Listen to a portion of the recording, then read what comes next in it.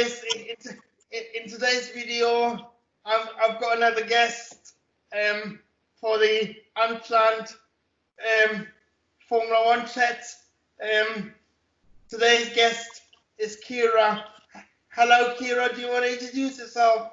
Hi, Raz. Yeah, my name's Keira Megan. I am a YouTube content creator on Formula 1. I also do reporting on Instagram as well, and kind of started out on Twitter. But yeah, I started in January. Obviously not much racing at the moment, but hopefully once that starts I can properly start up my channel.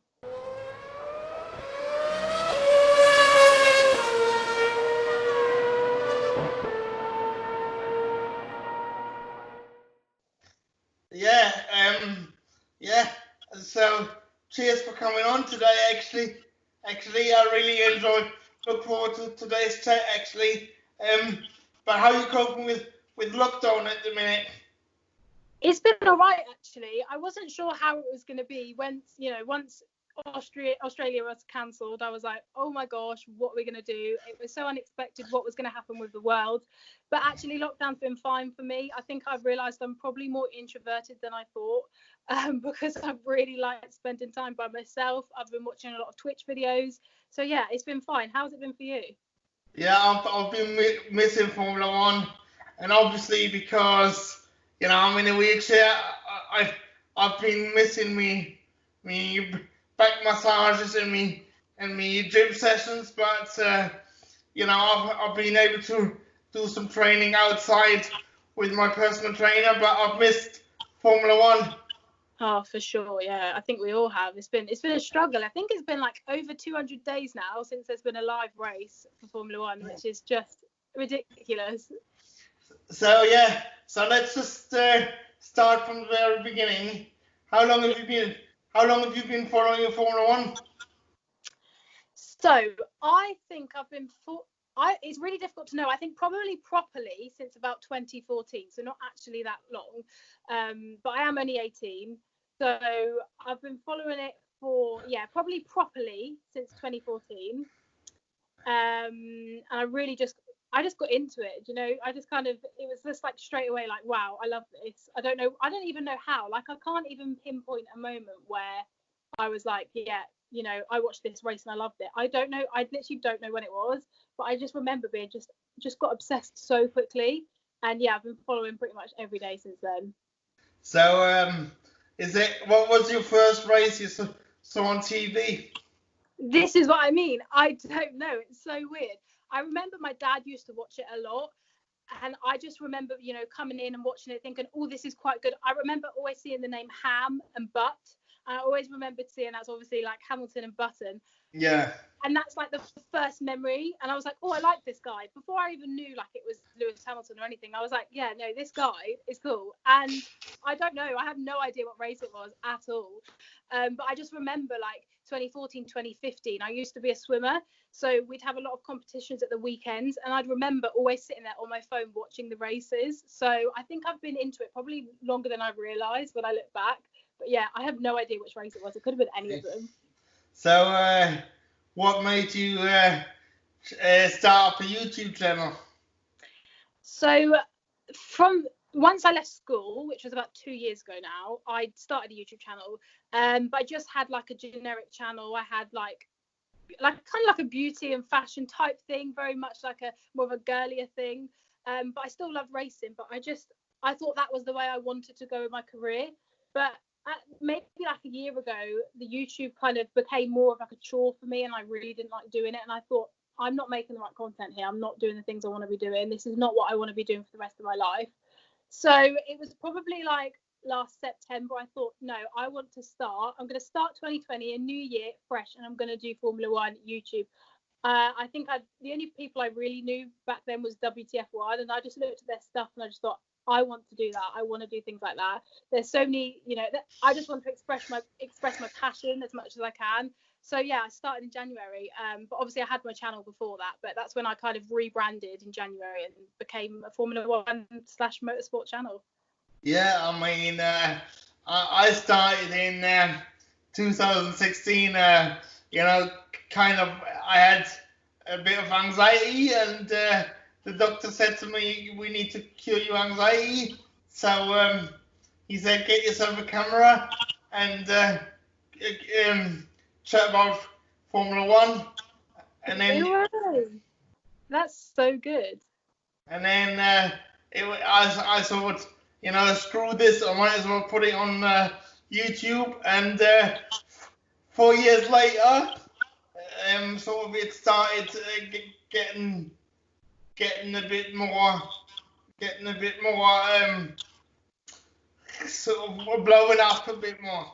Yeah, for sure. Wow, that's been ages. Have you enjoyed it the whole time then? Have you had any dips in it where you thought, oh, it's, do I want to be doing this, or have you just loved it the whole way? I've always loved it. It's helped me quite a lot actually. Especially now that it's going from strength to strength, and because I only just hit 500 not so long ago, so and now I'm at 614. Hopefully, if you haven't already subscribed, people, do feel free to subscribe. But I started watching the F1 debate show, and then I just grew from there. Actually. Yeah, that's really good. That's amazing to be doing it for that long, and I'm really glad it's helped your mental health as well.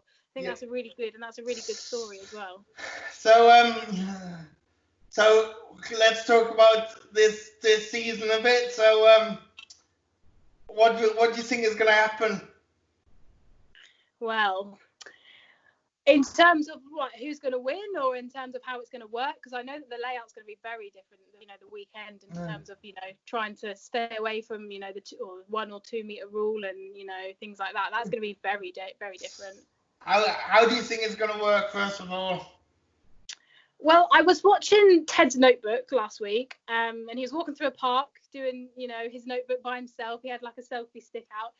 And I think even then, this was only like a week ago, even the FIA didn't know what they were going to do, like in terms of like the podium celebrations and the grid and things like that. They still weren't 100% sure on like how they were going to work things out, because we know what the grid's normally like. You literally cannot move.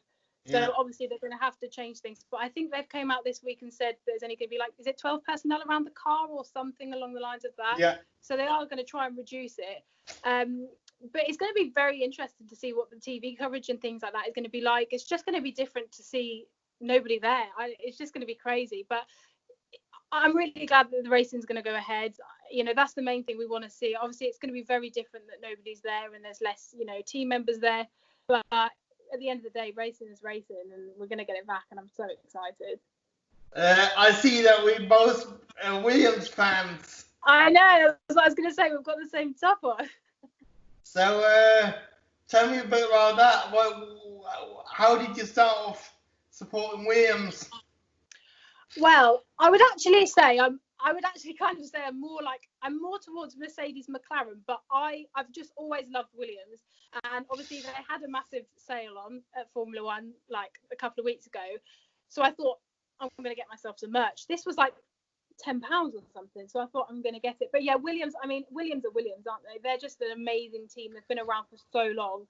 I've always supported Williams. They've never quite been my favourite team, but they've always been like my top 3 or top 4 or something. I've always really supported them. I've really had a lot of love for them. So I love this like black and blue, the little switch up that they done. It's like going dark mode on your phone. They kind of done that, didn't they? So yeah, I've got myself some merch. But yeah, how long have you supported Williams for? Well, long story, because after I finished university doing web design. I did web design. Mm-hmm. So then I went to the job centre, and they said, because you're disabled, nobody will employ you. So you might as well don't even try. So I thought, screw this, I'm gonna set up my own business doing translating. And because I'm from Germany, I said I'm gonna do German English German translating. So then I saw how am I gonna get this connected to Formula One? Mm. So I contacted every single team, and Williams were the only ones that came back to me, and I got got a tour around the factory. Oh, really? Wow, Yeah. that's so good.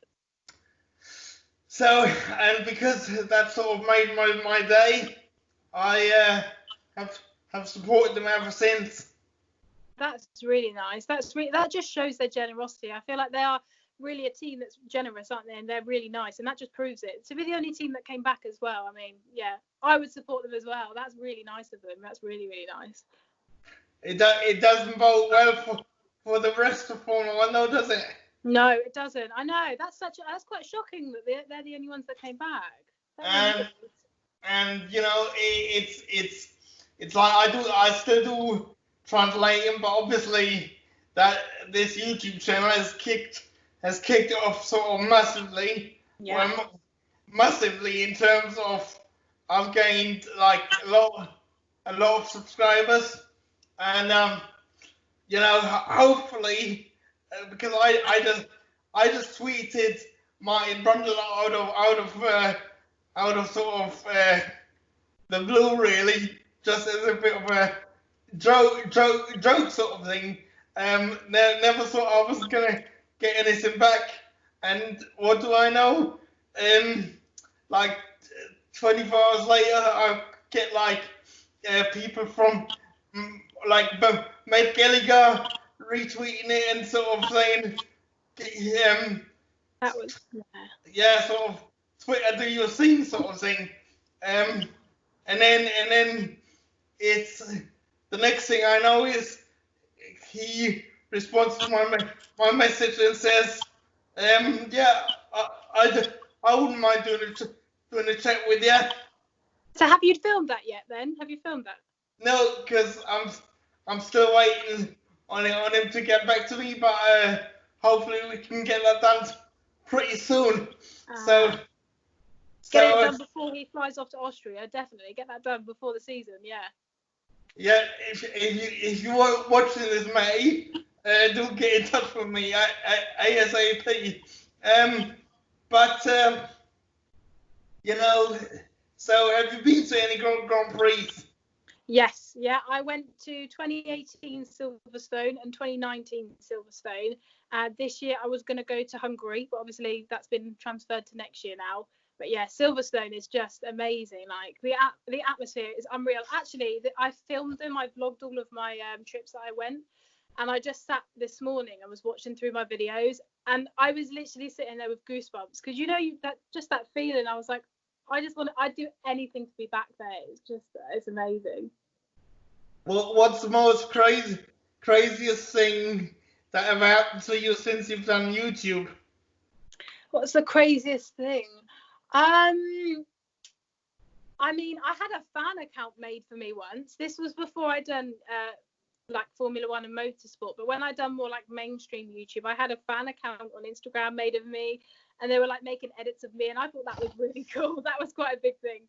But in terms of well, actually, most of the stuff that's happened is isn't motorsport. But I done like a GCSE opening video back in 2018, and that blew up. That's got like over 250,000 views, and I thought that was just crazy for me. I never thought I'd do that much. But yeah, that's kind of the only thing so far for YouTube. Obviously meeting all the F1 community and yourself. It's been really nice over the past couple of weeks to learn who everybody is, getting a big group chat. It's been really, really good.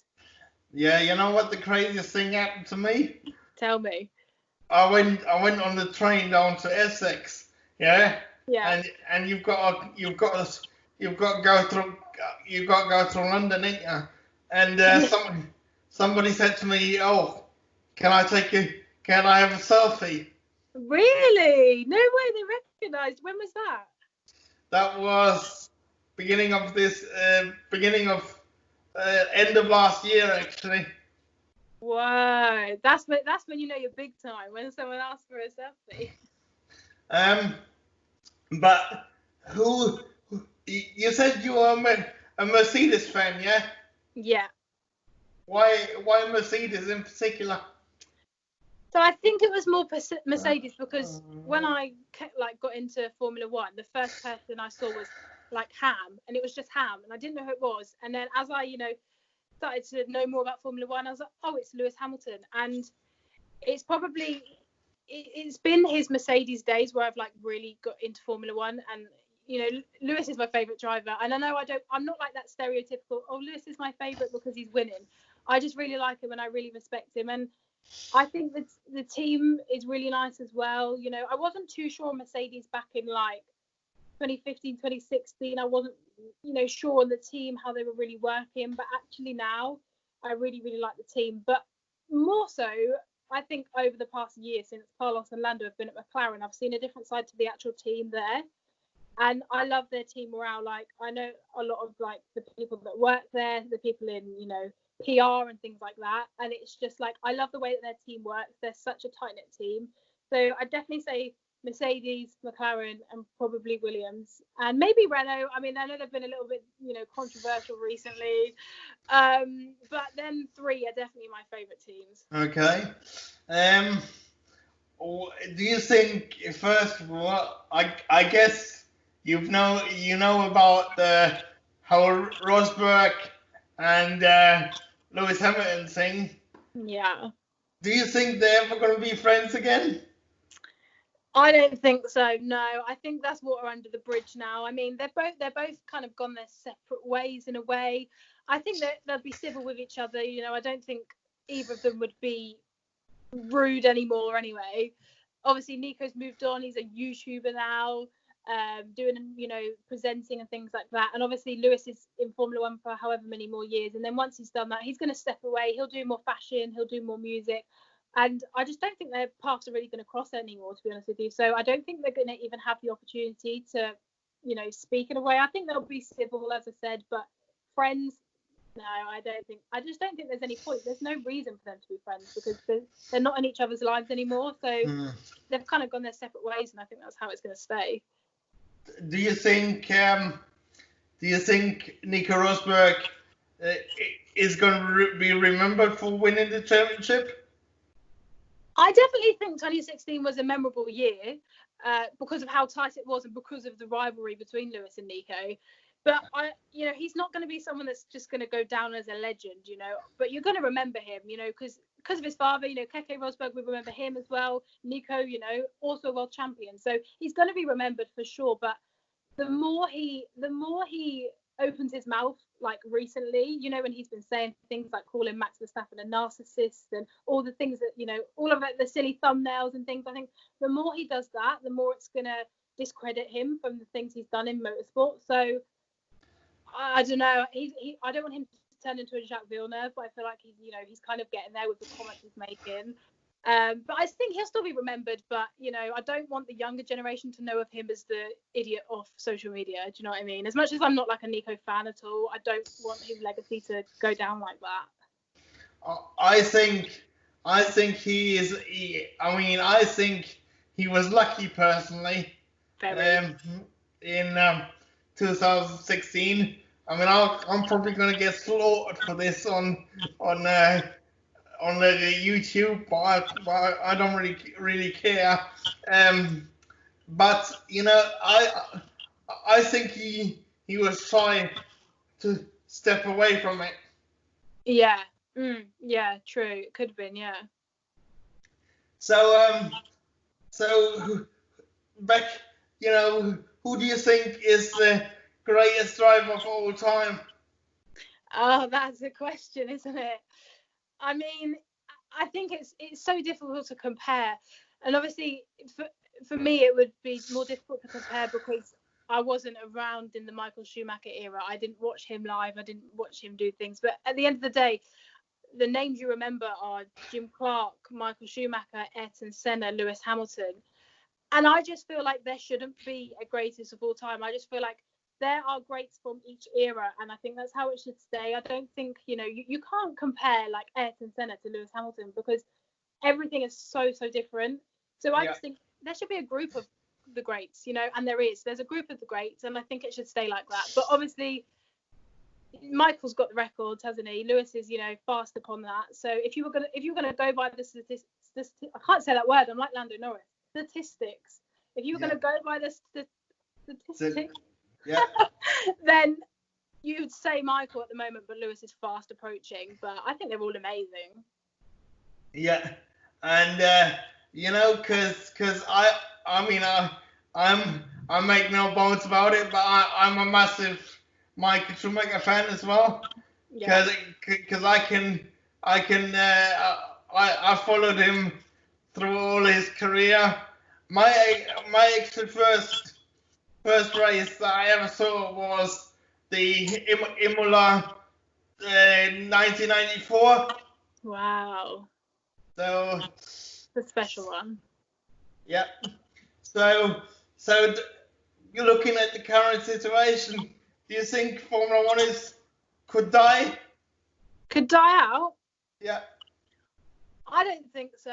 I think it's more up and coming now than ever. I feel like I'm going to give a lot of credit to Lando Norris and Liberty Media, kind of together.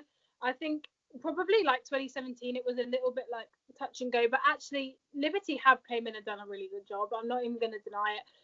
Some of the things I think people didn't like change, and people didn't like how modernized it was becoming. And there were a lot of people that were like, oh, I don't like what Liberty are doing. They're coming in trying to make it a video game. But actually, I think they've done an amazing job. They've reached people that I would have never expected to like Formula One.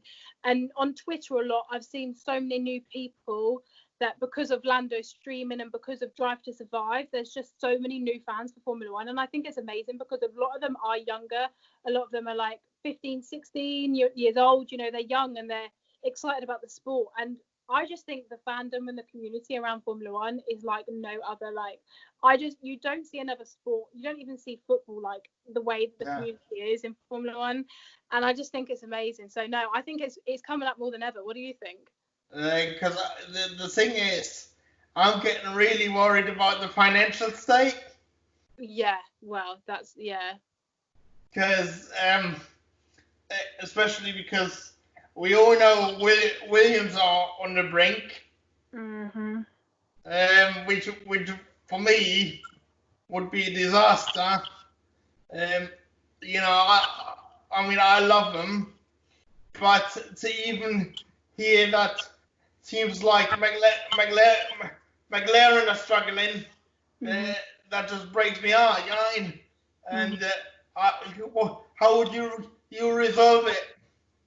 Yeah, it is so difficult to see so many teams in literally like a couple of weeks saying how much they're struggling. Like Williams are struggling, McLaren are struggling, Renault are even struggling. We didn't know whether they were going to be here any longer. It is very worrying to see. I think Haas are struggling as well. It's so difficult. Formula One really do need to do something about it. There's so much money going into the top teams. There's just that they've got endless amount of money, and at the end of the day, these small teams could easily just walk away. They could say, we're not doing this. They could go to a more affordable and more sustainable series like Formula E. They could step away from it completely. And Formula One have got to be wary of that, and they've really got to, realise what they're doing. So it is very worrying on that side of things. Financially, I'm not entirely sure what's going on, and something needs to change. So, on the subject of Formula E, do you like it? I love it, yeah. I know it's controversial. Do you like it? Well. Is that a no? Well, I've watched a few races. Yeah. But it doesn't slow it doesn't turn me on as much as Formula One does. Yeah. No, I understand. A lot of people don't like it. I'm not saying I hate it. It's just not your cup of tea. You wouldn't choose it. I'll watch it if there's nothing on to watch. But what do you like about Formula E? I really love Formula E. I'm a massive fan of Formula E. I probably only really got into it in like 2018. I haven't been there since the start. But I really like it. I love the sustainability of it. I'm really, I'm big for the environment, so I love what they're doing with that. And I don't hate the electric cars. When I first watched it, I was like, this screeching is going to do my head in, but actually you get used to it so easy. And I just love how fresh it is. I love how, you know, it's, you don't know who's going to win. You know, with Formula One, over the past couple of years, it's very predictable. Formula E, it's not predictable at all. You couldn't tell who's going to win that race at all. Like, it's just amazing. And there's so many things about Formula E I like. I like the commentary team. I like the drivers. I think there's such a diverse range of drivers. You've got old Formula One drivers, you've got old GP2 drivers. But having Mercedes and Porsche now in Formula E, it's really coming up. Street tracks as well. That's so fun. There's no room for error. So I could talk about Formula E all day. I really, really like it, but I know not everybody does. But I definitely recommend trying getting into it because it's really good. I really love it. Do you think it's ever going to threaten Formula One? Maybe, yeah. I think maybe in like 10 years time or something. I think more to do with the environment side of things. I think when that becomes, you know, it's a massive threat at the moment, but I feel like when it comes more into play, and you know, you can see Formula E doing so well. As I said, they're going green. You know, everything is green with what they're doing. I think that's going to be something that's going to put a lot of pressure on Formula One, that they need to change. They need to go carbon neutral. They need to really think about these things. And when you've got a series like Formula E's coming up and they're completely, you know, green, they're completely, you know, good for the environment, I feel like it's definitely going to threaten them in that way. But in terms of drivers coming up, I'm not sure. I feel like they're all going to aim for Formula One. So, you know, and coming, you know, on the topic of Formula E, what do you think about Daniel Abt getting fired by Audi? I think it was over the top, personally. What he done, I think, was very silly. The way he went about it was very silly. I kind of get that. I kind of believe it was for a YouTube video. I don't believe he was lying. I feel like it probably was, but at the same time, he was doing really, really awful in the series. So I think a bit of it he did want to do better. But I think that step for Audi to sack him just proves that they were always trying to find a reason to get rid of Daniel. I don't think they ever wanted him. I mean, he's not the best driver on track. I'll be the first to say that. But I think sacking him from his actual race seat was too far. And I do feel really, really sorry for him, because, you know, it's not nice to be sacked from something that you were trying to do as a joke. You know, I'm in two minds. I think from a commercial point of view, I think it was harsh. Yeah. But I think Audi had no option. I think that. Yeah. But from a fan's point of view, and from Formula E point of view, and from the esports point of view, they really missed the trick. And also, I think it damaged esports, because I think a lot of drivers have actually said that they're not gonna stream anymore. Yeah. So what do you think about virtual racing anyway? What do you think about the whole esports thing? I've really liked it. I think it's been really good throughout the lockdown season, I guess. I've watched esports before, like with the Formula One Pro Series, so I've really enjoyed that. But it's actually quite nice. I do like the virtual racing, and I actually did really like the Formula E series. I found that the R Factor 2 game was really realistic. In terms of the look of it, I don't know whether it was actually to drive. I think Stoffel Van Dorn said it wasn't actually very realistic to drive, or somebody said it. But I have enjoyed it. I mean, it's been very good. I feel like if they were to do that on top of the season, it would be way too much. But in terms of, for the time we haven't had racing, I think it's been really fun and entertaining. Have you been watching it? I've watched one race. Oh, which one?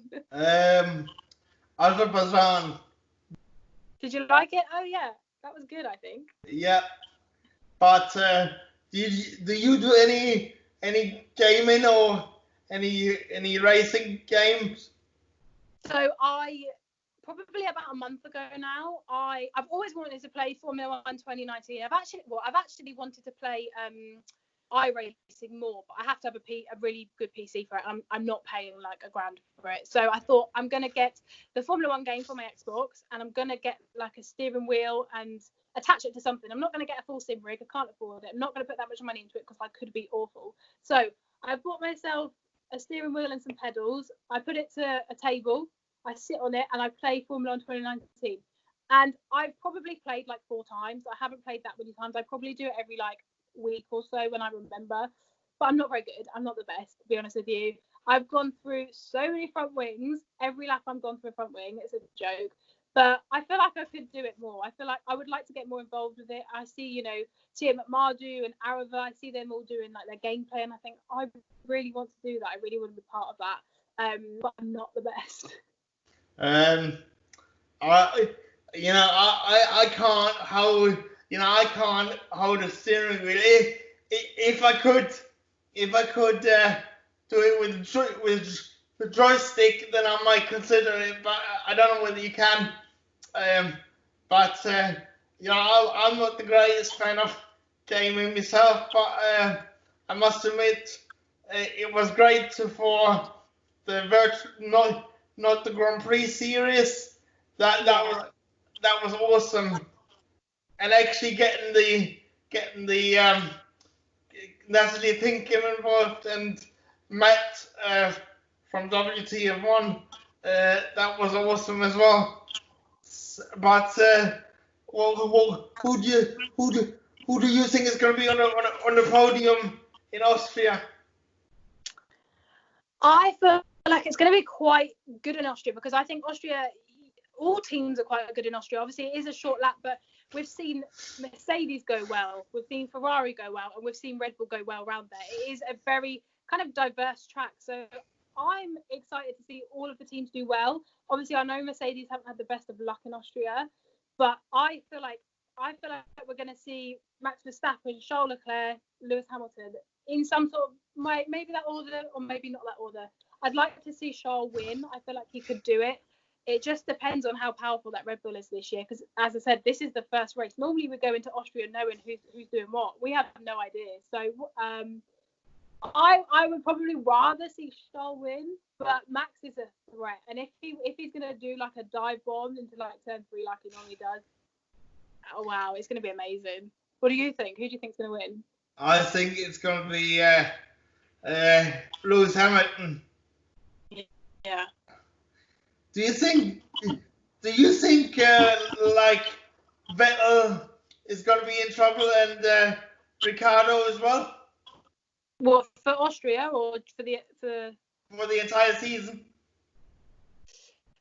Yeah, I do. I feel like I don't know how Renault are gonna. Well, I don't think Renault are gonna be that good with Daniel. I feel like obviously they know he's leaving. Their future is Esteban Ocon.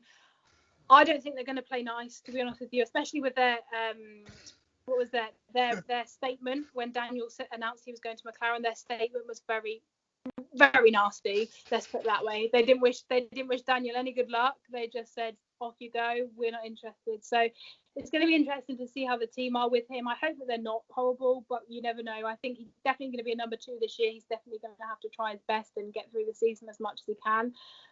With Sebastian, I think he's just going to do whatever he wants to do this year, to be honest with you. I'm 9 times up to 10 certain there's no room for him next year in Formula 1, but I think he knows that. I'm pretty sure his plan is to leave at the end of the season. I don't believe he wanted to stay personally.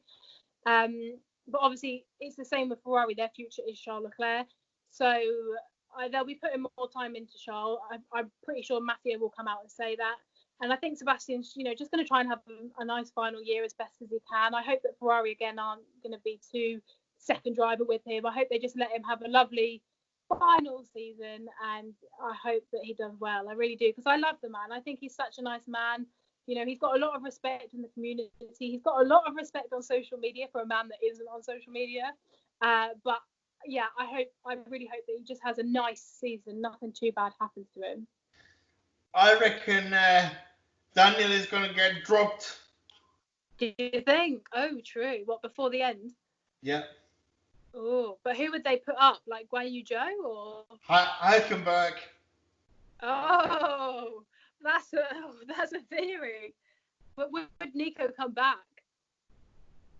I think if the money's right, he would. Oh, do you know what? I didn't think of that. I always forget that they can drop people halfway through, but they can, can't they? Yeah, no, that's I didn't think of that. That could easily be the case. I reckon. I reckon they're gonna have a massive fallout. And Daniel's just gonna walk away. Oh God! Oh, don't say that. Oh no, I really liked it. I mean, I like them both. I like Renault and Daniel. It's just such a shame that it didn't fall. It fell through like this. But I didn't think of that. I would not be mad about Nico Hulkenberg coming back because I love that man. So he can come back any day. Okay.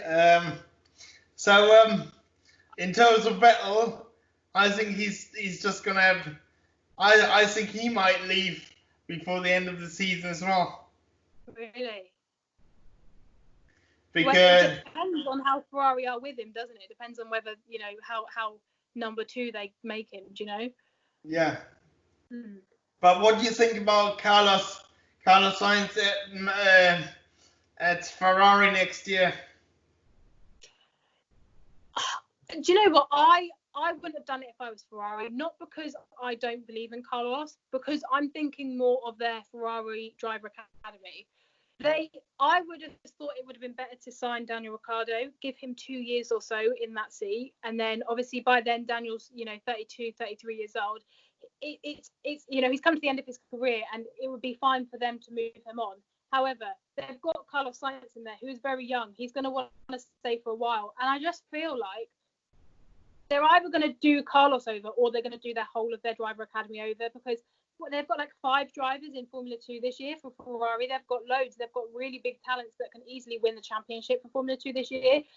And then they're going to want to make the step up to Alpha, and then the next year in the Ferrari. So I just feel like they shouldn't have signed Carlos personally. No disrespect to Carlos. I'm just thinking personally in their structure in Ferrari. Do you know what I mean? I feel like Carlos is not somebody that's going to be there for 2 years. He's going to want to be there for longer. So they've kind of done people like Mick Schumacher, Robert Schwartzman, Marcus Armstrong over a little bit, because I would have thought that they would have thought about it a little bit more and thought, we shouldn't do that. I would have put Hulkenberg in the seat. Yeah, actually, that's a good one. I'd do that as well. Yeah, Hulkenberg. Because I think he wouldn't have caused them any trouble. No. I don't think Carlos Sainz wants to play water boy to Charles Leclerc. I think there's going to be fireworks. So I would have put Hulkenberg into the seat because of, like, he would be happy just to get the first win. He's good enough for wins and podiums, but he's not World Championship material. Whereas I think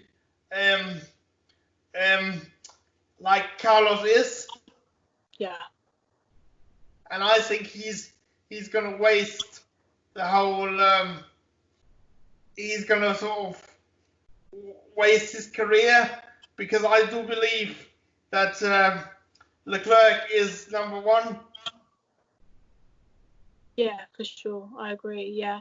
I feel like they definitely should have done that, because I feel like they should have got somebody in that was coming to the end of their career, like Hulkenberg. They could have easily, like you said, had him in. He would have happily sat and been a number 2, got his podium finally that he deserves. And then when they didn't need him anymore. But with Carlos, yeah, I completely agree that he's not going to sit back and be a number 2. I just don't understand these teams. Why can they not just treat them both equally? They've only got 2 drivers. It's not like they've got 5 or 6 of them. I don't understand why there always has to be this one, and especially Ferrari, they always seem to have this stigma of 1 and 2. Like, I don't understand why they can't just have 2 equally, but they're going to have to soon, because these two are not going to sit back, whatever. They're going to want to be the top dog in Ferrari. So the final question for you. Yeah. What's your 5 predictions for the championship, like for the 2020 season? Well, like the order, like 1 to 5 of the drivers. No, like the 5 things that you think is gonna happen during the 2020 season. Now, I actually done a video on this in January, but I've forgotten what points I made. But I knew that one of them was that Sebastian was going to retire at the end of the year. I made this in January. I think I said that Haas were going to fall back, I think I said. But I'll try and think of my own ones now. I'll think of something what is in my head now. So I still think Sebastian is going to retire at the end of the year. I believe that Lewis is going to win the championship again and equal Michael. I still think Mercedes have got the edge on everybody. I don't believe that, that dominance has faded away. What else? I'd like to hope that George Russell gets a point this year. He really, really deserves it. And I hope that Nicholas Latifi gets a point as well. I know that a lot of people aren't too sure on him, but I really, really would hope that he steps up as well. I just hope that Williams aren't so far back. I really hope that they bring it up to the rear of the midfield, at least be with the AlphaTauri or with the Haas. Who else? I hope that George Russell, and I believe that he will get signed for Mercedes next year. I'm hoping that comes out by the end of the year. And one final one. Oh, I don't even know. I don't know. I'll have to keep that one because I'm not too sure. What can I say? No, not sure. I'll keep it with 4. All right. Yeah. So it's been lovely to speak to you. I really enjoyed the chat. So, do you want to tell your subscribers to do the honors? Yes, please. Yeah, thank you so much for watching. Obviously, please subscribe to myself and Raz on YouTube. I'm hoping that my link will be in the description box. So please do check out my channel. As I said, I make YouTube content. I'll be making that throughout the year. I also post on Twitter and Instagram as well. So yeah, thank you so much for having me. It's been a really good chat. Thank you, and it's been a blast. Brilliant. Thank you so much. Thank you. Thank you. See you guys later. Bye, everyone. Bye.